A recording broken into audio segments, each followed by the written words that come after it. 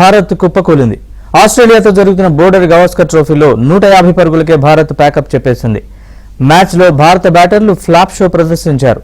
మ్యాచ్లో 41 రన్స్ చేసిన హైదరాబాద్కు చెందిన నితీష్ కుమార్ రెడ్డి టాప్ స్కోరర్గా నిలిచాడు.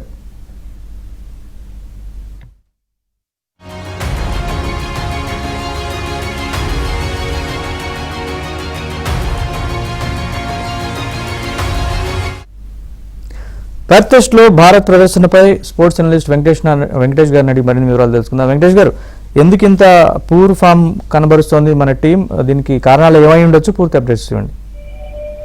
డెఫినెట్ గా 150 చాలా చిన్న స్కోర్, కానీ పిచ్ చాలా టఫ్ గా ఉంది. ఈవెన్ ఆస్ట్రేలియా ఇప్పుడు బ్యాటింగ్ చేస్తుంటే కూడా వాళ్ళు కూడా ఇబ్బంది పడుతుంది. సో ఆ టఫ్ పిచ్ మీద మరి టాస్ గెలిచి ముందుగా బ్యాటింగ్ తీసుకోవడం మరి ఎంతవరకు కరెక్ట్ మనం చూడాలి. బట్ ఓవరాల్ గా ఏంటంటే ఈ 150 ఈ పిచ్ మీద మరీ అంత చిన్న స్కోర్ ఏం కాదని నేను అనుకుంటున్నాను. ఒకవేళ ఆస్ట్రేలియా కొంత లీడ్ సంపాదించినా సరే ఆస్ట్రేలియా ఈ పిచ్ పైన 4th ఇన్నింగ్స్ లో బ్యాటింగ్ చేయాలి. సో ఇండియన్ బౌలర్స్ చేయాల్సింది ఏంటంటే ఆస్ట్రేలియాని 200 లోపల ఆల్అౌట్ చేస్తే ఇప్పటికీ ఇండియా ఈ మ్యాచ్ లో ఉండే పరిస్థితి ఉంది.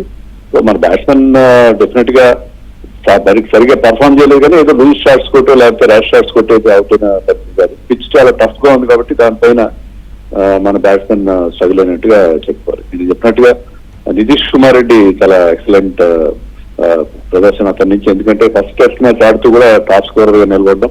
సో అతని మీద టీం ఉంచిన నమ్మకానికి అతను దానికి జస్టిస్ చేశారని చెప్పాలి. ఎందుకంటే చాలా మంది క్వశ్చన్ చేశారు, పెద్దగా ఎక్స్పీరియన్స్ లేదు అతనికి ఈ ఫార్మాట్ లో.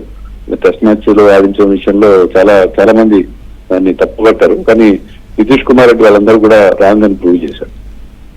Right, thank you very much Venkatesh గారు.